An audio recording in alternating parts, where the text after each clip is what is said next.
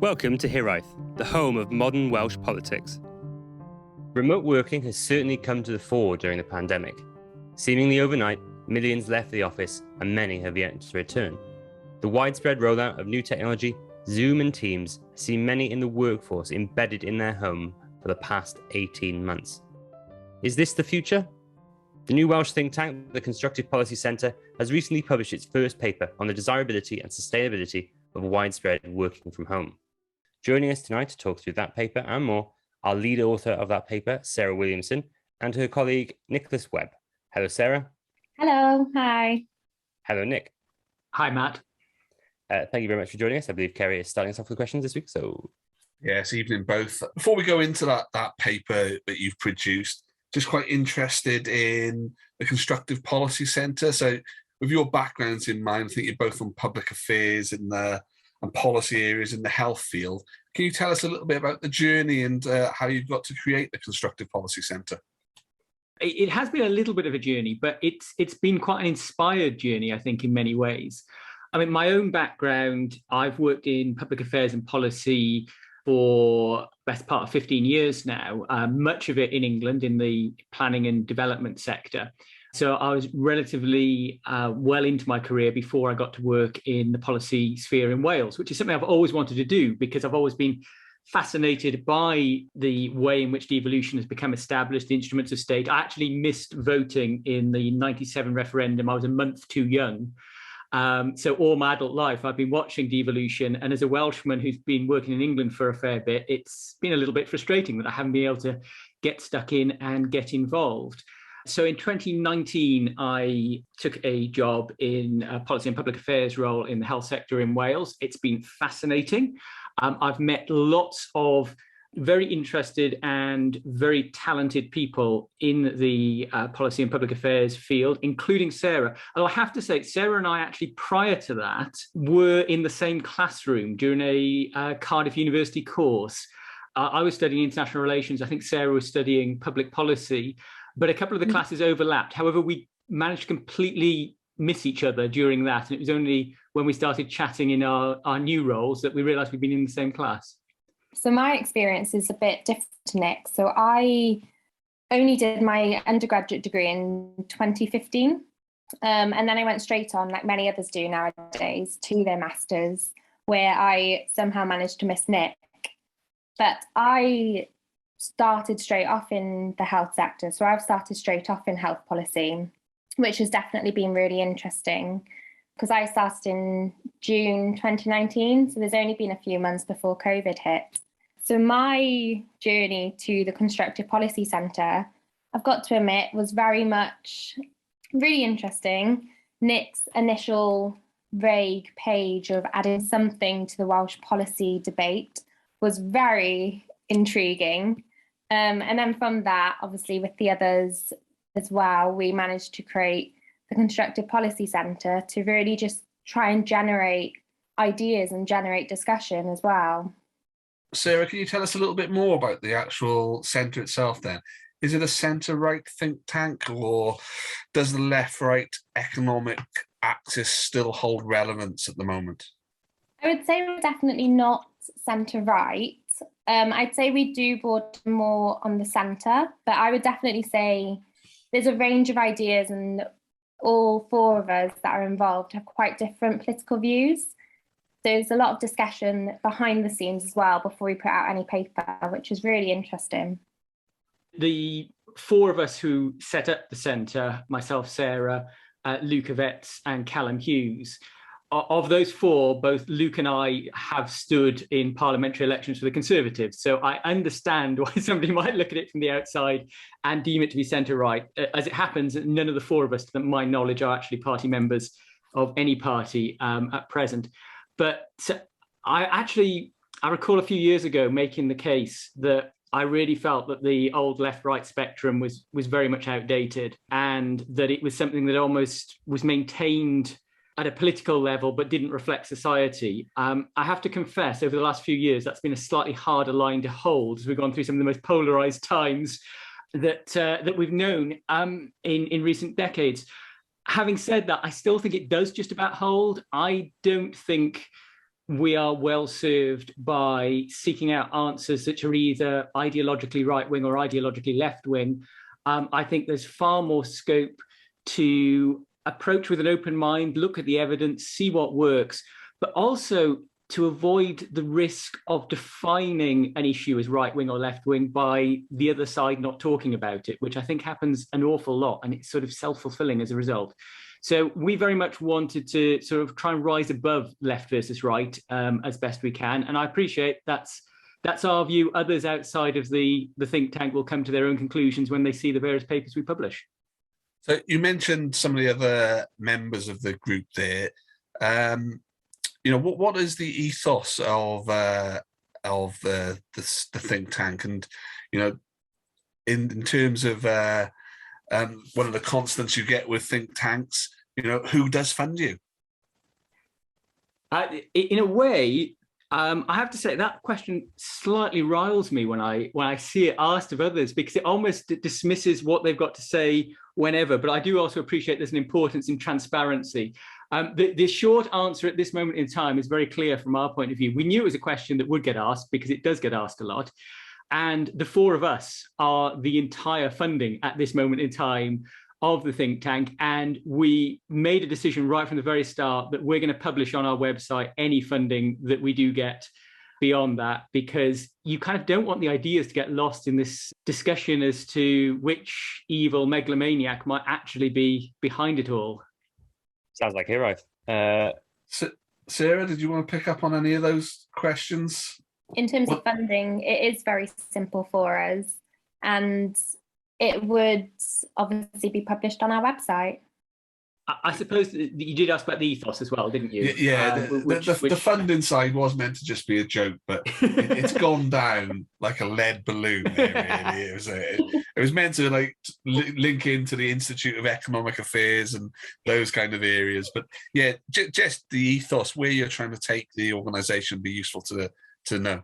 On the one hand, I think we've covered an element of that when we talked about the trying to rise above left versus right.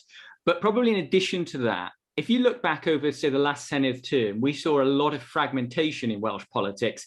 You saw umpteen parties emerging from what you started with. Often you had to sort of check on a weekly basis to find out what the composition of the Senedd was. But what we seemed to lack a little bit more was this sort of building up of a platform of ideas. And we've got some really good think tanks in Wales. I've attended IWA events, Centre for Welsh Studies events, Welsh Government Centre events. I was on the board of Gorwell for a period. And they all play an important role, and we don't see them as a rival. But for our evolving, emerging, still young democracy, we think there's probably scope for something more. And what we perhaps lack a little bit in the political sphere at the moment in Wales is we have a little bit of a bias conformity, which I think is inevitable because we've had Labour in power in some way, shape or form since the outset. So a lot of thinking does go along that sort of broadly social democratic route. Or you have people pushing very firmly against it. And I think what we perhaps lack is that sort of inquisitive questioning of some of the perceived ways of doing politics. And we'd like to be the polite voice in that conversation. Maybe we hope to be the people who help unread the room a little bit. No, I think that sounds great, and it really resonates, I think, with us at Hiraeth in what we're trying to do. We want more people engaged in Welsh civic life and discussion. So, you know, best of luck with it all. But you know what it does bring us to is your first paper. I think it's your first paper, and I think, Sarah, you're the lead author on this, and this is something I've actually worked in and written about. So really quite interested in what you've written. So it's around remote working and working from home. Can you talk us through what drew you to this subject area, Sarah? Yeah, of course. So I've always been quite intrigued by remote working, actually, because I frequently worked from home before the pandemic. So I was one of the lucky few that were able to do that because my employer was great and they let me do a hybrid model, which I never called it back then, but now it seems to be the norm to call it that. So the idea of remote working, it was never new to me, but for many people in March 2020, it became new to them. And for the vast majority, before the pandemic, you physically couldn't work from home because their equipment that they'd need to do the job was in the office. So the pandemic obviously came along and changed all of that. Almost overnight, people were being told, you have to work from home, we're closing offices. And it was really, I'm going to say unprecedented, because we've heard that word quite a few times over the last few months or years. But it really was, because people didn't know how to work from home. We weren't set up for it. And that really intrigued me, having worked from home myself. So obviously it's been over a year and a half since people began working from home. And from my point of view, there's no clear direction of what the future looks like. And that's really interesting for me. So that's particularly what intrigued me to do this as the first paper, because what we're seeing now is people starting to drift back into the office because that's considered the norm still. So some people have considered working from home a temporary measure, something to control the spread of coronavirus. And obviously, when that's no longer necessary, they're going to start going back into the office because that's the norm. We almost want to stop that drifting. We want people to sit down and think about their working arrangements and about what they actually want. Because this is, let's be honest, the first time many people will have done that in their whole careers. What are your concrete recommendations from this report then? Have you got anything you're saying to employees or employers saying this is how you should face the future, basically? Yes, we do have recommendations within the report, and we actually separate it into 3 different aspects. So we do recommendations for the employee, recommendations for the employer, and also recommendations for the Welsh Government. But the main one that runs through all of the recommendations is to be flexible. No one really knows what working conditions and working environments are going to look like, and that probably won't be known for quite a few years. So with everyone, there needs to be a certain element of flexibility. Flexible working was a slow trend that was moving before the pandemic, but now it's becoming ever more important. In terms of the employee, they need to think about themselves. So this is the opportunity to make a long-term shift in working culture. So people should be able to think about themselves and develop with their line manager a solution of what they want to do.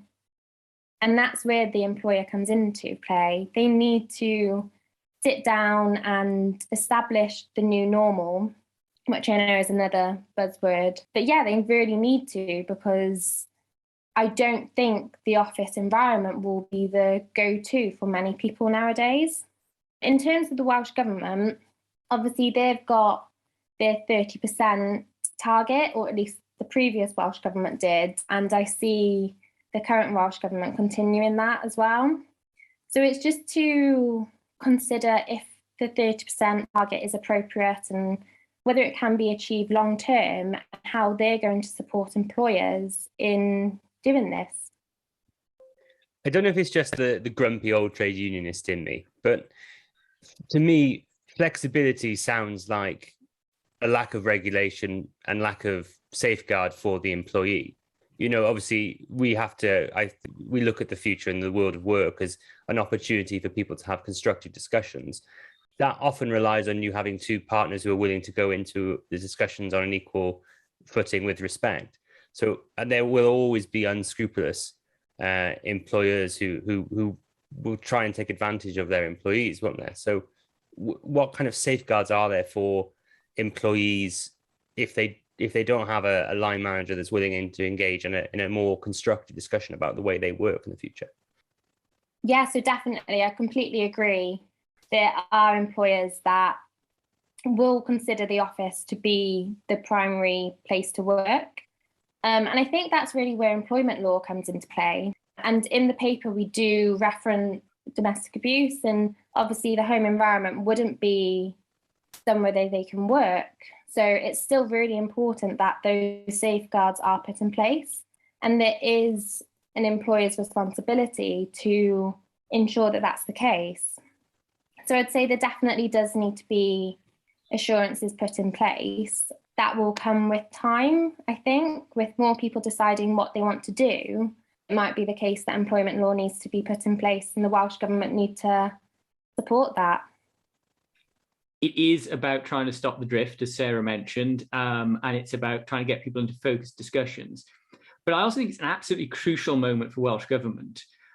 Whether one agrees with their aim of 30% working remotely or not, it's possibly the most radical policy divergence from England we've had in 20 years of devolution. And it could give us an economic competitive advantage. It might be a setup that attracts talent to Wales rather than going to a less flexible workplace in England. It could attract inward investment in a way that perhaps the more rigid system in England does not. So I think that Welsh Government have talked a very impressive ideal scenario with less cars on the road, less pollution in the air, more people working close to home. It fits in with the foundation economy talk as well of revitalising some of the towns that have perhaps been forgotten as everybody jumps in their car and drives to Cardiff, Swansea. But we're at a real pivot point in that. And one of the things that I think we run the risk of is assuming that the new normal is baked in. People have talked about the changes that have occurred during coronavirus in much the same way as people rebuild after a war. And there's some logic to that. Absolutely, innovation accelerates. We've seen that. People's attitudes change very rapidly. But this isn't a scenario where you have to rebuild your infrastructure. It's very easy to get back into the car and drive to the office. Whereas had the road been blown up, pleasingly it wasn't, but had the road been blown up and a tram system had been built, that builds in a modal shift that people have to go with. The infrastructure is pretty much as it was, with the advantage that our technology has improved a little bit. Though I think we've probably taken it for granted that things like Zoom and Teams have actually improved over the last 2 years as well. We've got so used to them that we don't notice the incremental changes.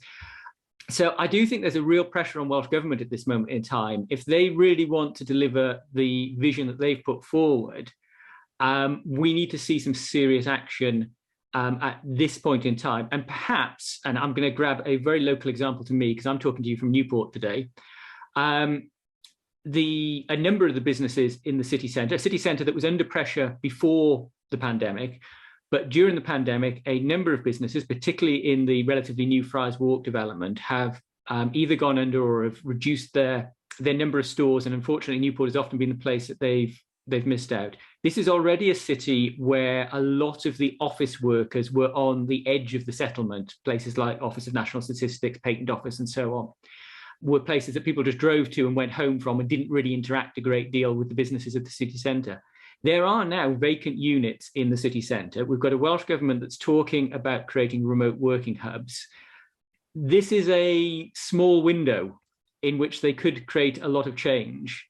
And I think we need both the employer, the employee, and government to be thinking, which is why I think it was absolutely right that Sarah separated out those three when she was explaining it, to all be open-minded to what the potential could be here, because this is going to be a narrow opportunity to do something quite distinctly different, potentially to the rest of the UK.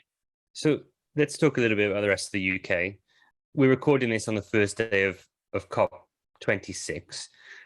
You look at what the UK government is talking about, how it's encouraging people back into offices.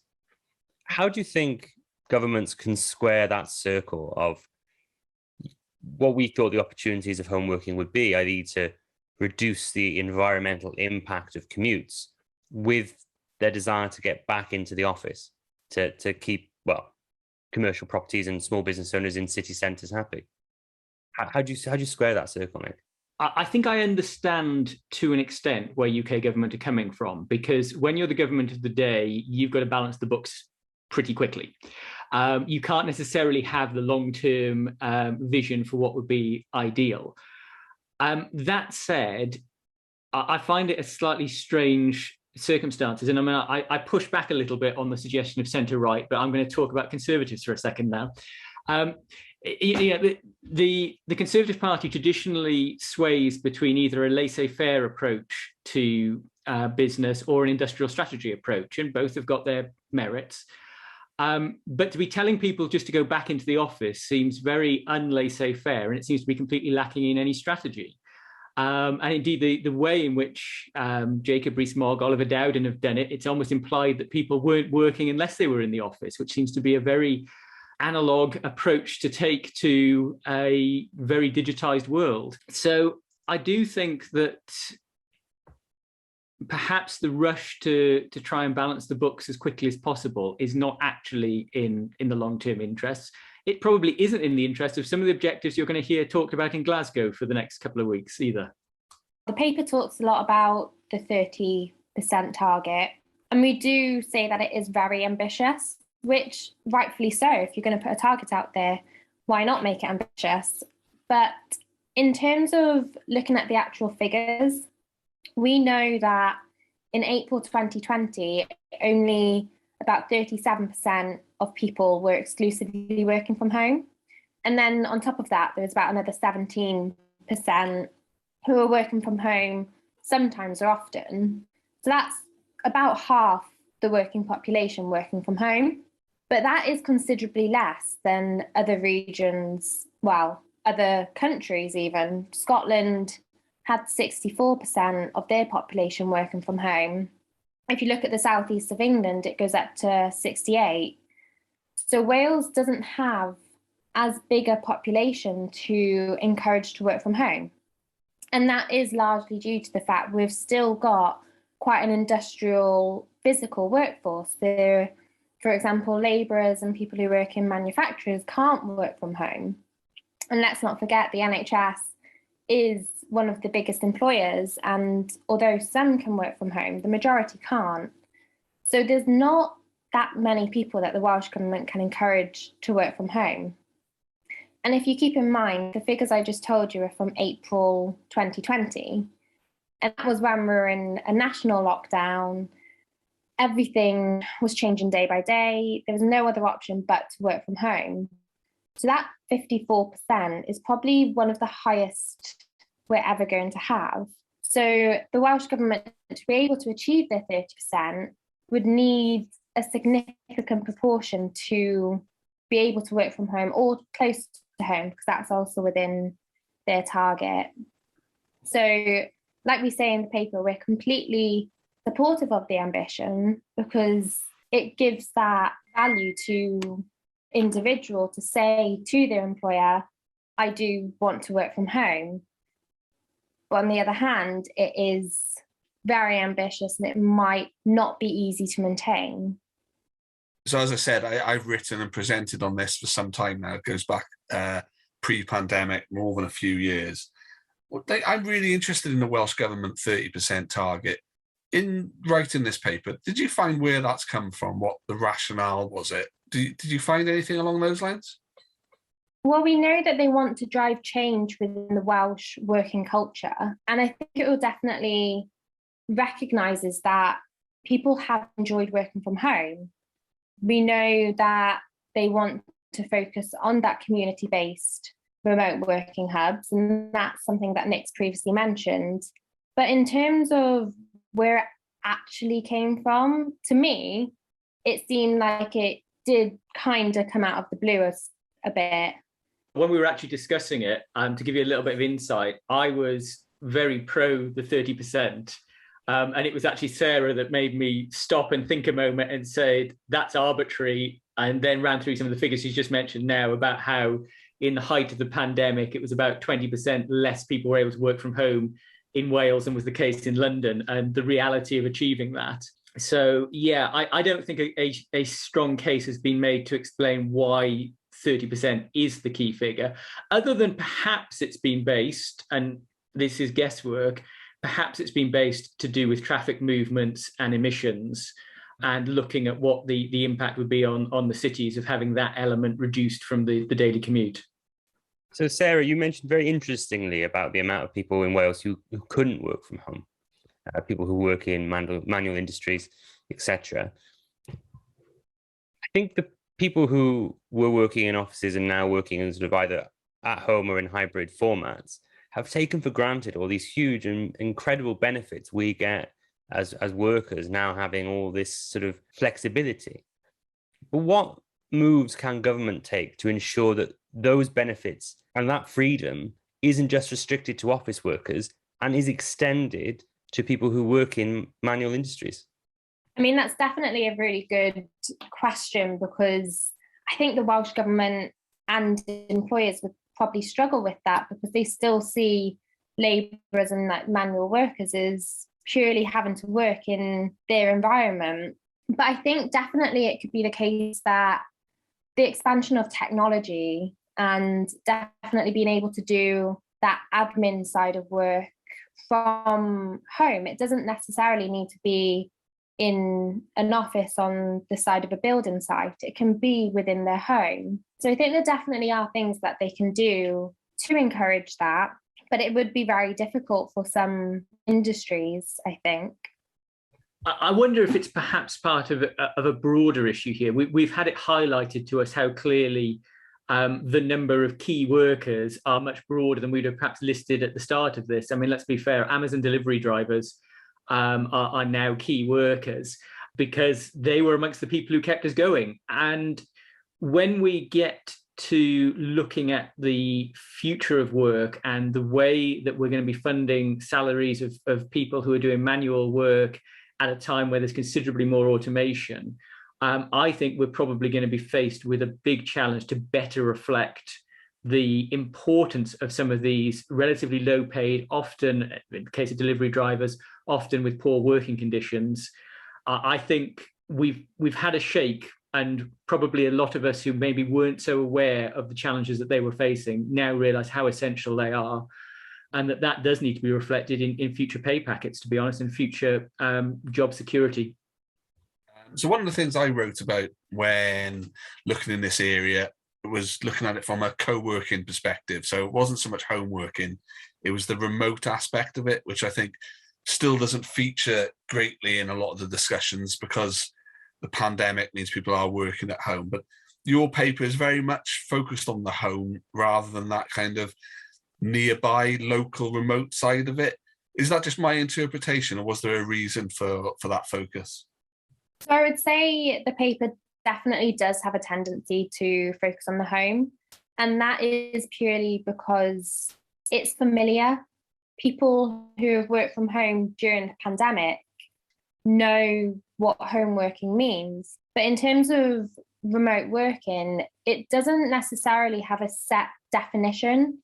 It could be someone working closer to home, someone working in the home, remote working hubs, or it could mean someone working for a company in Wales but living in France. So it's got so many options, and that's fantastic. But for many people, whenever they hear remote working, they instantly think of working from home because that's what they're familiar with. So we did tend to focus quite heavily on working from home because that's people's experiences so far. And what we tried to do was provoke thoughts and discussion of whether that is suitable for them. Yeah, totally. I think one of the things which doesn't come over in a lot of the pandemic discussions is that the problems with home working in terms of people having the space. There's environmental issues, which we don't have so much in offices. But I can take over the pod here. I'm beginning to. Sorry. Nick, did you want to come in on that at all? I was going to acknowledge it was a very perceptive question. Possibly when reading through it, I was actually reading home and thinking home and remote. And perhaps naturally, because people have been at home, we've tended to get into using the language of that. I suppose one of the issues to consider really, though, is collaboration in all this. I think collaboration gets thrown around a little bit loosely at times, and those who are making arguments that we should be back in the office are arguing that we need to be back in the office to collaborate with colleagues.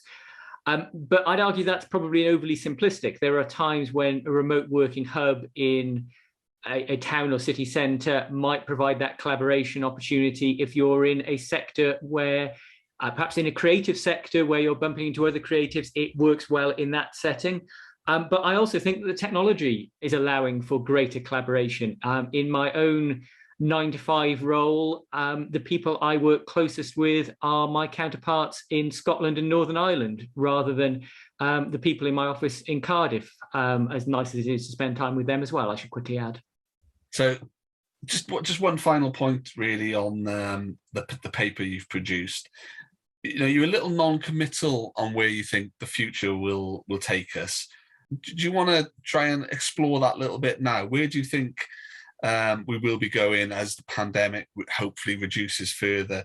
Will we slip back into those old habits of going into an office, or will technology and opportunities?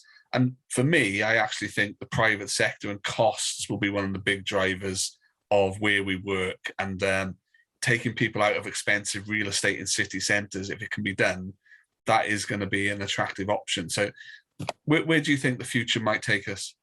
I think that's true, but I still think it takes bravery in the boardroom.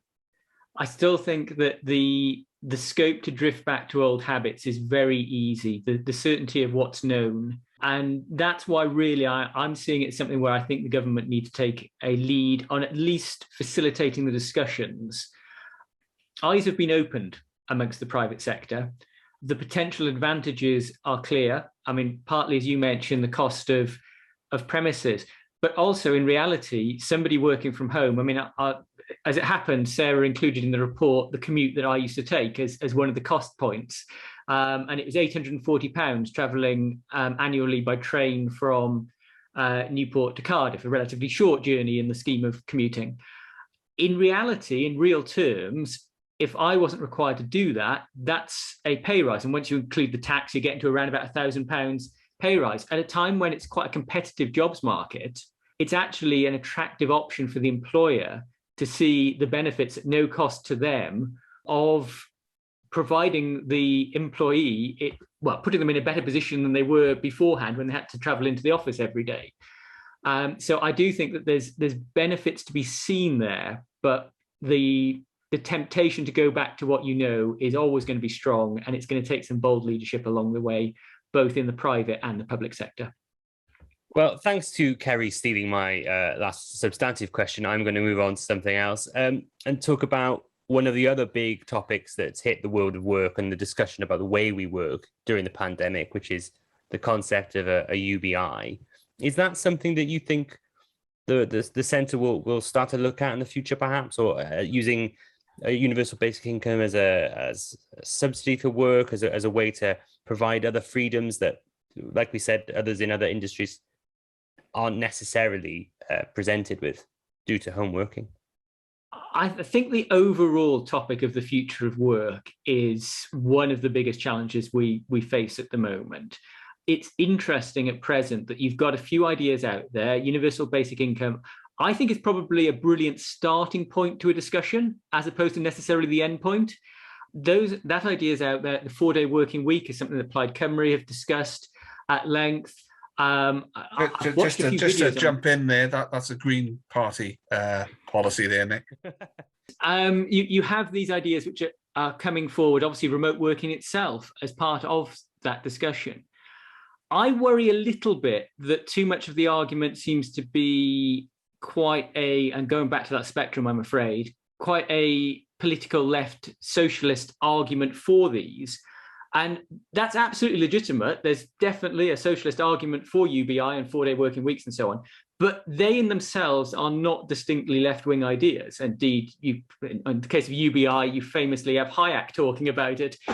And I think there's a risk that if there isn't a broad discussion across the spectrum and it becomes everybody's issue to look at the future of work, because we could be a bit parochial here. We could be talking about, well, you're hands off, you let business develop things and it slowly works. And that, economically, that worked during the Industrial Revolution.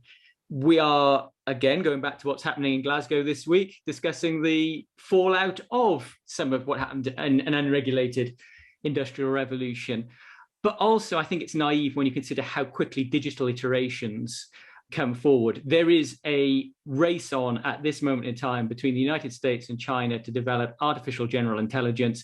All along the way, automation is leaping forward. we can't be too hands-off in this discussion. I think Europe as a continent faces a huge challenge to remain relevant in this. Certainly, the political debate around these issues, we need more than somebody saying something and then somebody else dismissing that as partisan ideal.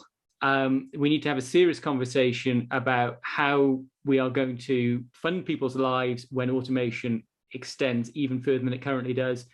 And the point at which we hit artificial general intelligence, yes, it's guesswork when that's going to be, and there are people far more educated than me who can guess at that, but it's coming, it's going to happen, and we don't want to be caught out when it does happen. I find it quite interesting to touch again on the politics of this. I was listening just last week to the European People's Party group podcast, the centre-right group in the European Parliament, and the group that until 2006, I think, the Conservatives were part of. So they're kind of sister parties. And they were discussing the future employment in that. They've had a couple of editions before that where they were discussing artificial intelligence. So I think in other countries, this discussion is cutting across the political spectrum a bit more than it is here.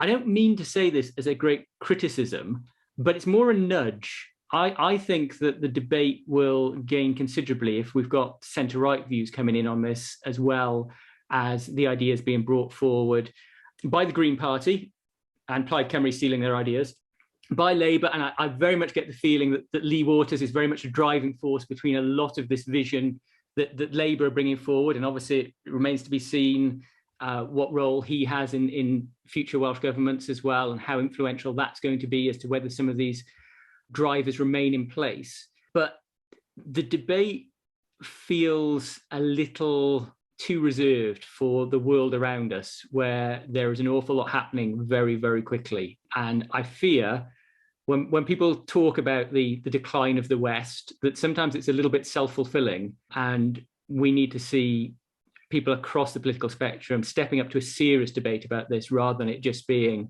here's an idea and the other side shout, that costs too much, that's not possible. On that point, Nick, do you think that one of the biggest problems we've got in Wales in order to do this sort of radical policy, whether that's left, right or centre, is the lack of economic levers to drive real change? I think we are probably in a position where we all now know that the current devolution settlement doesn't work as we need it to. It was slightly strange going into the last Senate election. The only party who was supporting the status quo were the Conservatives, and that was only because they didn't want further powers and change to occur and distraction from the day-to-day business, which is not an illegitimate point, but it does suggest that if nobody's supporting the current system, then it's unsustainable in the fairly short term, certainly in the long term. I have to say, I mean, going back to us as a think tank, we've very much been of the view that we don't want to take a strong position on what the future constitution arrangement should be. But I think it would be fair to say that we would accept that there is a need to seriously look at what is necessary to pragmatically make the changes that are required. We'd steer away from the ideology, but when there's a need for levers to be in Cardiff Bay rather than London, then we would be minded to support that in most cases. We've got a few papers in the mix, actually, and the majority of them do focus on Wales, so we are hoping to look at some decentralisation work soon. But like this paper, we can start with one idea and end up with something completely different. This one was going to be on the economic benefits of working from home, and it turned into more of an individual stance of things, which is a great way to have it. It's very fluid. But yes, we are looking further down the line to do a few more papers on, say, electoral reform and safeguarding within political parties, which will be really interesting as well.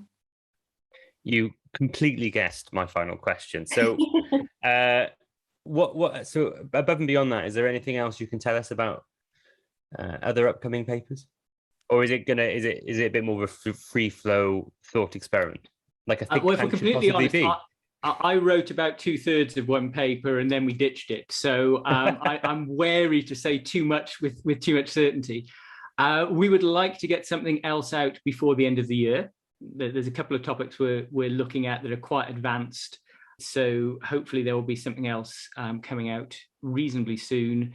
And then I'm hoping that having got into a bit of a rhythm, we learned a lot from the practical process of this. I won't bore your listeners with the details of it, but there's no way we'd have started the way that we did in hindsight. But we got a really good paper out of it in the end, and we're learning from that, and we're taking things forward on that basis. At the end of the day, all four of us are doing this on a voluntary basis. Well, as I mentioned, we've actually chipped in the funding at the moment, so it's slightly less than voluntary. So we're having to do it in our own time. That's going to have its own limitations, and we don't want to be unrealistic about what we can achieve. But if we can make a small contribution, then we'll be really pleased with that. And at times, even if it stimulates somebody to think completely differently and they come up with a totally different answer to us, if we were part of that stimulus, I will take that as a bit of a success. Well, I just want to say it's been an absolute pleasure to talk to both of you. If people want to hear more from you, where can they find you on Twitter? Sarah, do you want to start us off? Oh, I'm not very good at Twitter, so I think Nick would probably be the best one to answer that. Have you actually forgotten what your Twitter address is? Yes. Sarah is at SarahWill2410. And I'm at ND Webb with 2 Bs. Wonderful. And does the centre have a Twitter handle? It does. It's Constructive Poll. We ran out of letters. Well, thank you very much for both coming on. Remotely Desirable, the sustainability of returning to the office from the Constructive Policy Centre is out now. We'll include a little link in the show notes. And if you've enjoyed what you've heard this evening, please do not forget to find us on Medium at Here I Blog Cymru, on Facebook at Here I Blog Cymru, and on Twitter at Here I Blog. Thank you for listening to Here I. If you like what you heard, please don't forget to subscribe, rate and review.